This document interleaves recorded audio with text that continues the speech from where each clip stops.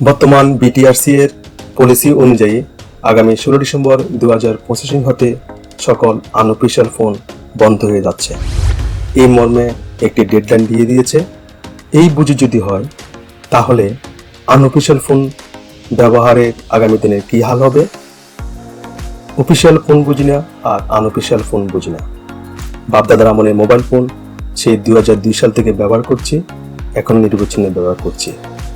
কোনটা চালু থাকবে আর কোনটা বন্ধ থাকবে এত কিছু বোঝার সময় নেই।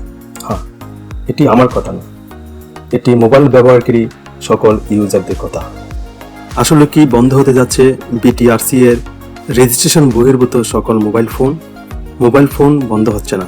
তার মানে এই মোবাইল ফোনগুলোতে শুধুমাত্র নেটওয়ার্ক কানেকশন করতে পারবেন না, আর অন্য সব কিছু ঠিকঠাক থাকবে, যাকে আমরা আনঅফিশিয়াল ফোন হিসেবে চিনি এবং জানি। বিটিআরসি বলছে এই ফোনগুলো আগামী 16 ডিসেম্বর 2025 তারিখ থেকে একদম বন্ধ হতে যাচ্ছে। আর এটি যদি অ্যাক্টিভেট হয় তাহলে এতে আমাদের কতটুকু উপকার আসবে আর কতটুকু বা ক্ষতি হবে, আর আমাদের হাতে যে ফোনগুলো আছে তা নিরাপদে আছে কিনা এ নিয়ে বিস্তারিত জানাবো। এখন ধরা যাক এই আনঅফিশিয়াল ফোন কোনগুলো। কিছু অসাধু ব্যবসায়ী রয়েছেন যারা দেশের বাইরে থেকে মোবাইল ফোন কিনে নিয়ে এসে দেশের ট্যাক্স ফাঁকি দিয়ে লোকাল মার্কেটে কম দামে বিক্রি করে। এই ফোনগুলি হচ্ছে আনঅফিশিয়াল ফোন। আর অফিশিয়াল ফোন হচ্ছে এটার বিপরীত।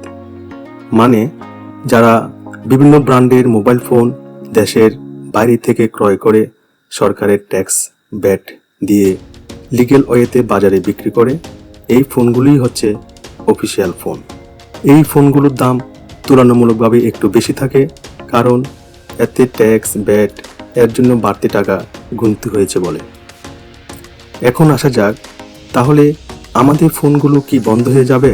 না, ফোনগুলো বন্ধ হবে না। আবারও একটি কথা বলছি, আনঅফিশিয়াল ফোন সাধারণত কম দামের হয়ে থাকে আর অফিশিয়াল ফোনগুলো একটু বেশি থাকে। পরিষ্কার কথা, মোবাইল ইউজারদের কোনো টেনশন পড়তে হবে না, আপনারা নিশ্চিন্তে ফোন ব্যবহার করতে পারবেন। একটি কথা মনে রাখবেন, যখন ফোনটিতে সিম কার্ড সংযুক্ত করে চালু করেছেন তখন মোবাইল ফোনটির IMEI এর নাম্বারের সাথে উক্ত সিমটি রবি বা জিপি বা এয়ারটেল বা বাংলা লিঙ্ক নেটওয়ার্কের সাথে অটোমেটিক কানেকশন হয়ে যায়। যারা এখনও এই আনঅফিশিয়াল ফোনগুলোতে কোনো সিম কার্ড এখনও সংযুক্ত করেননি তারা এক্ষুনি 16 তারিখের আগেই সিম কার্ড সংযুক্ত করে ফেলুন, তাতে অনেকটা হ্যাসেল থেকে মুক্ত থাকতে পারবেন।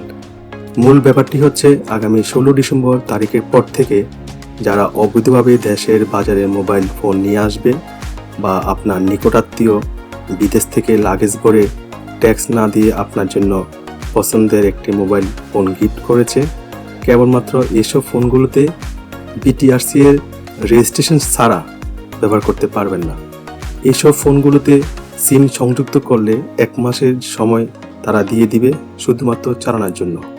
বাট এই 1 মাসের ভিতরে আপনাকে ন্যাশনাল ইকুইপমেন্ট আইডেন্টি রেজিস্টার, সংক্ষেপে এটিকে NEIR বলে, এর ওয়েবসাইট neir.btrc.gov.bd তে গিয়ে স্পেশাল রেজিস্টার অপশনের বাটনে ক্লিক করে রেজিস্টার করে ফেলতে হবে।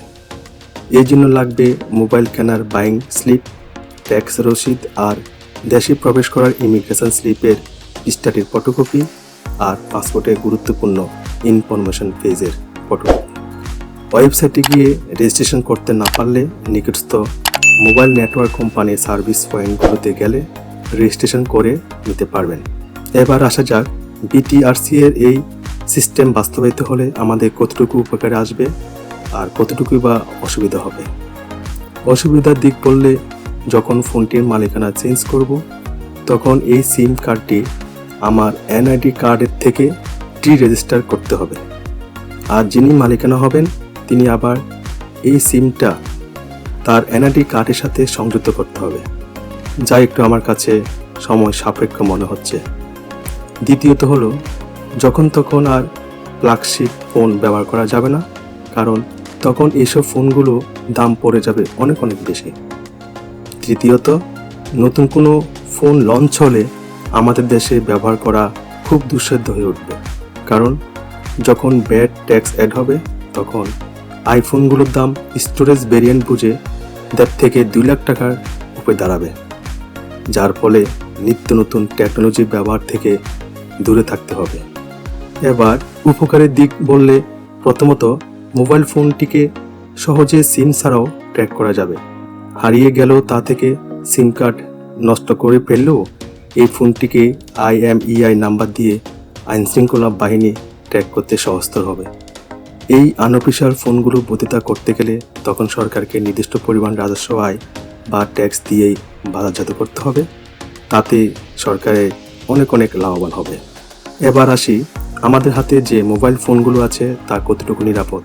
হ্যাঁ, এখনো পর্যন্ত আমাদের হাতে যে মোবাইল ফোনগুলো আছে তা এখনো নিরাপদে রয়েছে। অযথা এই বাটন চাপুন, ওই বাটন চাপুন, কোনো দরকার নেই। পরিশেষে বলবো, অযথা টেনশনের কোনো প্রয়োজন নেই। শুধুমাত্র আগামী 16 তারিখের পরে আনঅফিসিয়াল ফোনগুলোতে রেজিস্ট্রেশন না করলে নেটওয়ার্ক পাবেন না।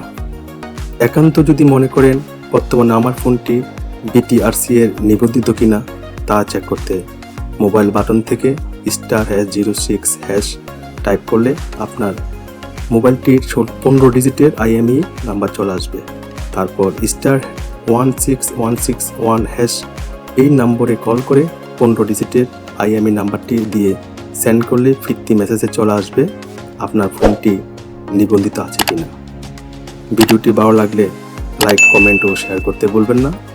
আর চ্যানেলটি সাবস্ক্রাইব করে আমাদের পাশে থাকুন। ধন্যবাদ সবাইকে।